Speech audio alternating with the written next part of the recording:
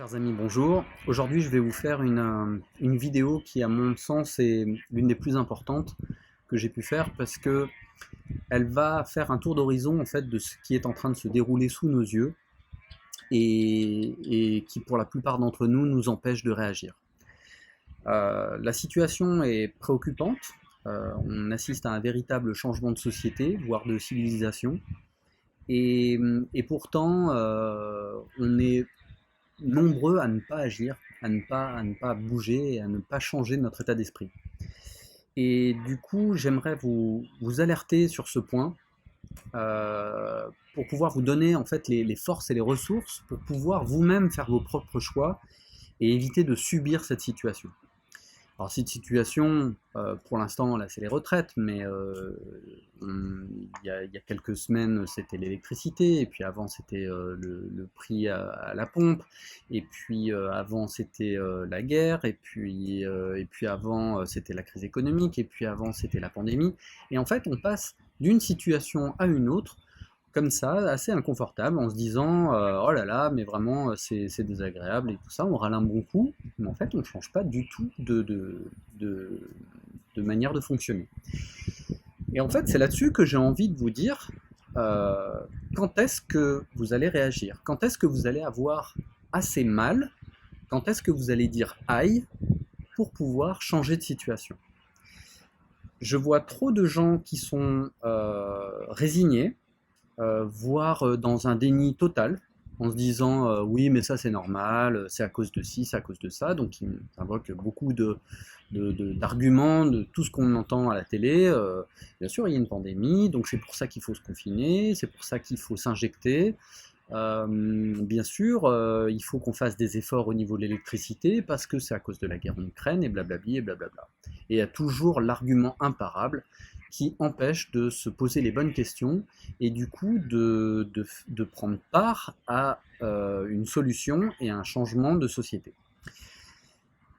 Je vous alerte là-dessus parce que maintenant, ça fait 3 ans que la pandémie a commencé. Et 3 ans, c'est pas rien. 3 ans de notre vie où finalement on saute d'une étape à une autre en suivant un petit peu ce qui se passe et en se disant un peu ça ira mieux plus tard. Mais sauf que ça, c'est un leurre. C'est un leurre de se dire que plus tard, ça ira mieux. En fait, la réalité, c'est que la situation qu'on a vécue autrefois, elle n'existera plus. Et en fait, il faut bien comprendre que on a basculé dans une nouvelle société. Et c'est pour ça que je tiens à vraiment vous dire à quel moment vous allez comprendre que ce qui s'est passé autrefois n'arrivera plus. En fait, nous basculons vraiment dans une société qui va nous contraindre et qui va nous faire vivre dans une société qui va être vraiment difficile pour nous. Je pardon, parce que j'ai besoin vraiment de détailler tout ça parce que y a trop de gens qui ne comprennent pas en fait le sens de tout ça. Alors je vais revenir au début. Déjà, en 2015, il y a un rapport de l'OCDE qui dit que on est sur Terre 8 milliards, et sur ces 8 milliards d'habitants, il y a 2 milliards de gens qui consomment comme nous. C'est-à-dire qui ont un ordinateur, qui ont une voiture, qui voyagent, qui consomment. Et dans ce projet, il est dit que en 2030, c'est 4 milliards, ça va doubler. Cette population qui est capable de consommer va représenter 4 milliards de personnes. Passer de 2 milliards à 4 milliards en 15 ans, 2 milliards de personnes à 4 milliards de personnes qui consomment, c'est impossible. Vous m'entendez, c'est impossible. On n'a pas suffisamment de ressources, on n'a pas suffisamment d'énergie. Et notre organisation ne pourra pas se le permettre. Alors, la décision des dirigeants, des élites, c'est de changer complètement notre société, l'organisation de notre société. Mais pas de la changer pour que on rentre dans un système vertueux. Non, ils veulent la changer pour garder leurs privilèges et pour que moins de gens puissent en profiter. Et du coup, l'idée de fond de ce nouveau plan, cet agenda 2030, ce Great Reset aussi qui est décidé à Davos loin des oreilles et loin de la vie, on va dire démocratique. L'idée, en fait, c'est que le système change, qu'il prenne le contrôle sur notre société et que nous subissions en fait leurs décisions, mais quelque part c'est pas très important parce que eux garderont leurs privilèges. Donc par exemple on pourrait dire bon ok l'agriculture intensive et chimique finalement ça rend les gens plus malades, c'est pas sain pour la nature. Il suffirait de mettre quelques milliards pour changer tout ça. Bien évidemment, ça coûterait plus cher de réorganiser l'agriculture vers une agriculture qui soit vraiment bio et pas le bio estampillé des grandes surfaces, mais vraiment réorganiser une agriculture. Il suffirait de quelques milliards pour faire ça. Mais en fait, ils ne sont pas assez créatifs, ils n'ont pas l'intelligence et la vision du futur pour pouvoir changer tout ça. Alors, ils préfèrent se dire, non, non, on va continuer à mettre des produits dégueulasses dans la bouffe, on va continuer à vendre des produits qui sont mauvais pour la santé dans notre médecine. Hein, on pourrait trouver d'autres molécules qui soient saines, on pourrait développer certaines médecines alternatives qui fonctionnent très bien, qui font leurs preuves. Il y a plein d'études qui montrent que se soigner par les plantes, ça a des effets réellement. Euh, Par exemple, je vous donne un petit exemple tout simple, mais si vous mangez du brocoli et de l'ail, c'est aussi efficace que certains médicaments de chimiothérapie.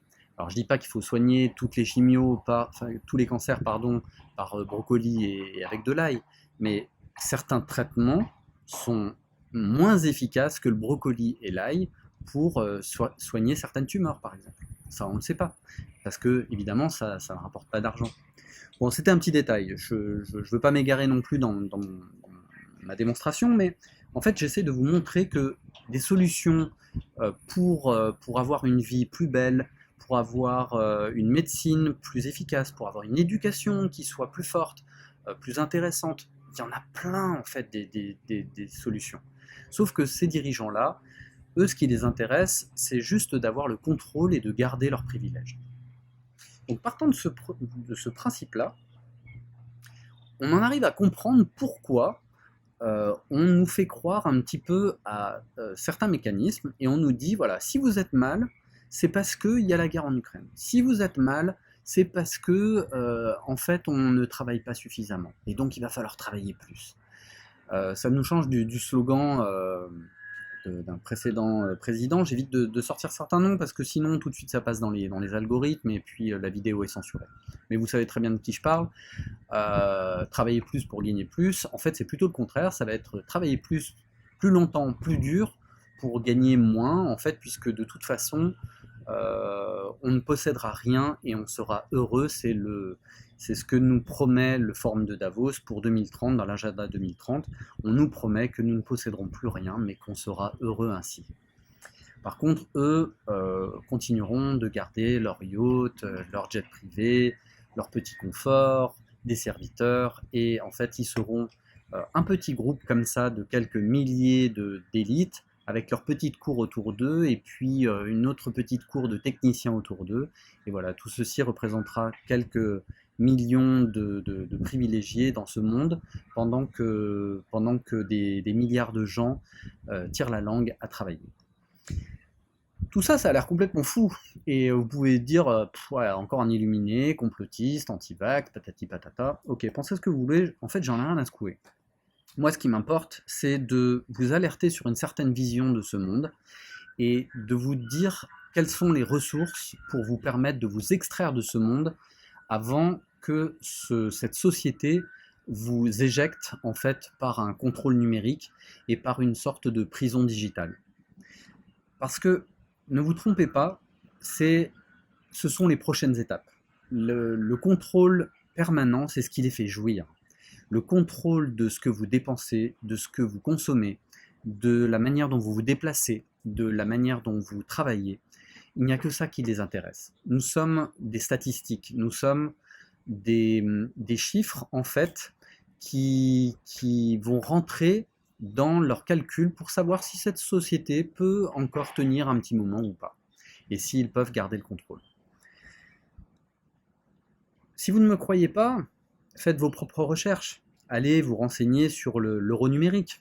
C'est quelque chose qui est déjà en cours depuis déjà 2 ans. Allez vous renseigner sur les lois numériques qui sont en place et qui mettent tous les industriels d'accord, sur les GAFAM notamment, sur notre manière de donner des informations sur les réseaux. C'est encore un peu possible, je peux encore faire des vidéos, mais vous voyez, beaucoup de vidéos sont censurées. Elles ne répondent pas à ce que souhaitent les algorithmes. Tant qu'on est dans ce que disent les médias mainstream, dans ce que souhaitent les gouvernements, alors pas de problème, on va faire monter les visionnages. Dès qu'on est un petit peu, on va dire, dès qu'on sort un petit peu du langage autorisé, et bien tout de suite la vidéo passe dans des filtres et elle n'est pas diffusée. Mais bref, moi je m'en fous, moi je cherche pas à faire des vues, je gagne pas ma vie avec ça, j'en ai rien à secouer. Moi ce qui m'intéresse c'est s'il y a une ou deux personnes qui peuvent attraper quelques infos avec ce que je dis pour être plus heureux, bah voilà, moi je suis très content comme ça et ça me va.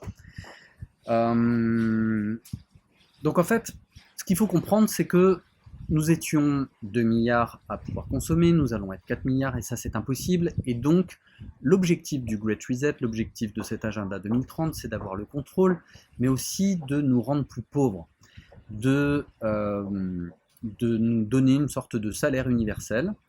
Et en fait, si on est d'accord avec le système en place, eh bien on touchera ce système universel, ce salaire universel, des allocations, tout ça. Si on fait bien sagement ce qu'on nous dit, on aura le droit à tout un tas d'avantages. Par contre, si on est un petit peu contestataire, si on se pose trop de questions, si on essaie de réfléchir, si on essaie de se dire mais non, mais moi c'est pas ça qui me rend heureux. Moi je veux pouvoir voyager, je veux pouvoir aller rencontrer des gens, je veux pouvoir profiter de ma famille, je veux pouvoir faire autre chose que travailler dans ma vie, eh bien alors on sera comme des parias, on sera mis de côté de la société et donc du coup on sera potentiellement mis au banc de la société comme ce qui arrive aujourd'hui dans le modèle chinois. Et c'est en train de faire des émules puisque 80 pays ont déjà signé pour ce système de vérification à la chinoise, ce fameux c'est pas contrat social, c'est système social. Et donc, ne vous y trompez pas, ça va venir chez nous. C'est déjà petit à petit en place. Tony Blair en parlait encore hier au forum de Davos. Nous allons avoir un contrôle numérique. Donc ma question c'est, quand est-ce que vous allez réagir? Quand est-ce que vous allez dire stop? Quand est-ce que vous allez dire aïe pour pouvoir prendre les décisions? Vraiment, il faut réagir les amis. Il faut réagir. Alors réagir comment? Moi, ce que j'ai mis en place, c'est que déjà, je ne souhaite plus payer un seul centime pour l'État français. Donc c'est la raison pour laquelle je me suis expatrié. Ce qui ne veut pas dire que je n'agis pas depuis où je suis. Je continue à garder un contact et je continue à mettre en place certaines choses. Mais la première chose, c'est que je refuse de payer un centime d'impôt à un État qui gaspille son argent, qui gaspille notre argent, qui nous dit qu'il n'est pas capable de mettre 10 milliards pour soutenir les retraites et qui dans le même temps augmente le budget de l'armée à 413 milliards, je crois, en tout cas plus de 400 milliards, comme ça, tranquillement, qui donne des milliards à l'Ukraine, qui donne des milliards aux médias, à l'Afrique du Sud, qui distribue l'argent comme ça, tranquille, et puis qui nous dit après qu'il n'y a plus assez d'argent pour entretenir les hôpitaux, le système de retraite, l'école et finalement notre société, quoi. Donc jusqu'à quand est-ce qu'on va réagir, quand est-ce qu'on va se dire mais il n'y a pas d'argent pour notre environnement, pour notre nourriture, pour notre santé, pour notre éducation. Par contre, il y a de l'argent pour faire la guerre et ça ne nous choque pas et on ne percute pas. Quand est-ce qu'on va réagir? Quand est-ce qu'on va réagir? Est-ce qu'il va falloir attendre d'être écrabouillé par ce système pour se dire j'aurais dû y penser avant? Je vous pose la question, les amis. Je vous pose la question parce que je me prends tellement de salves dans la gueule, y compris par ma propre famille, par mes propres amis, qui me disent ouais, mais tu te prends trop la tête, tu te poses trop de questions, mais en fait tout va bien, les retraites, on le sait depuis longtemps que ça marche pas. Oh, les amis, oh!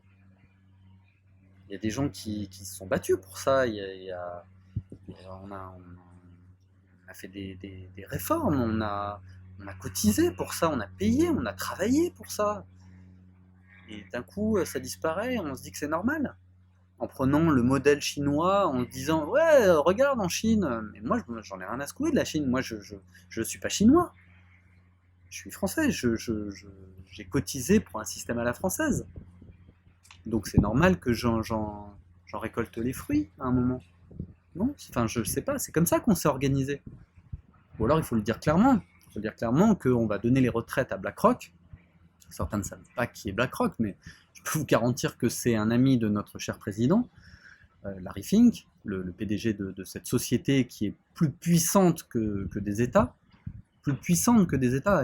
Rendez-vous compte, on a des entreprises qui sont plus puissantes que des États, qui sont aux commandes, qui sont aux manettes, et qui nous dictent comment on doit vivre, qui nous disent comment on doit profiter de la vie selon leur conception des choses.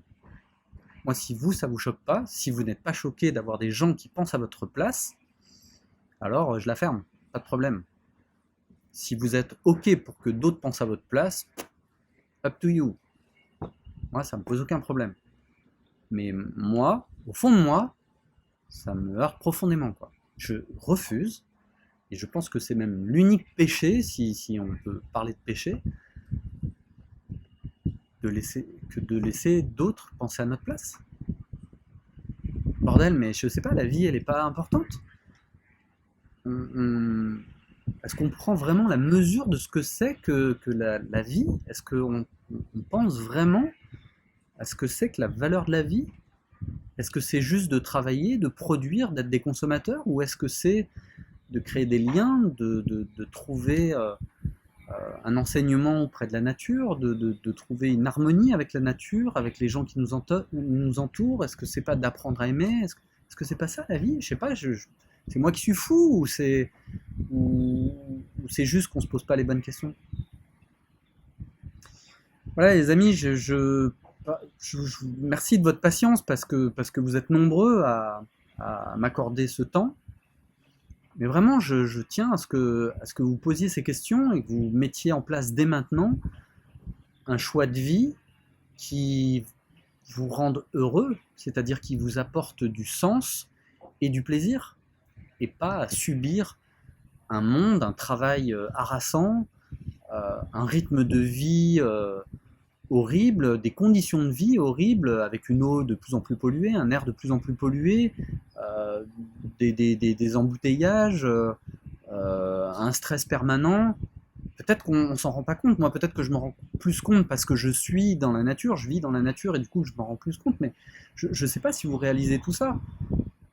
On n'est pas fait pour vivre malheureux, on n'est pas fait pour vivre emprisonné, on n'est pas fait pour vivre dans la pollution, à bouffer de la merde, ou à se soigner avec des produits chimiques. Est-ce qu'on réalise tout ça? Est-ce qu'on réalise tout ça? Merci les amis de votre attention et voilà, mon prochain projet, c'est de créer une ferme en permaculture au Costa Rica. Et la vie me fait un beau cadeau parce que j'ai rencontré, mais vraiment d'une manière incroyable, je vous raconterai peut-être ça une autre fois, mais j'ai rencontré de manière incroyable le seul type qui a des graines non OGM ici au Costa Rica et qui va pouvoir m'aider à faire ce projet de ferme en permaculture. Et parce que je pense que vraiment, à l'avenir, il va falloir penser à notre manière de nous nourrir, notre manière de nous soigner, notre manière de penser nos relations entre nous, de ne pas tout voir par le virtuel, de ne pas tout voir par le chimique, par le contrôle, par la science, par par le transhumanisme, par la mécanique, par l'intelligence artificielle, mais de se dire, est-ce qu'il y a une autre manière de faire les choses? Est-ce qu'il y a une autre manière de faire les choses dans la vie? Est-ce qu'on ne peut pas reprendre un petit peu notre pouvoir et de se dire qu'est-ce qu'on est venu foutre sur cette planète? Voilà, merci de votre attention et puis à très bientôt pour une nouvelle vidéo. Salut les amis, soyez forts.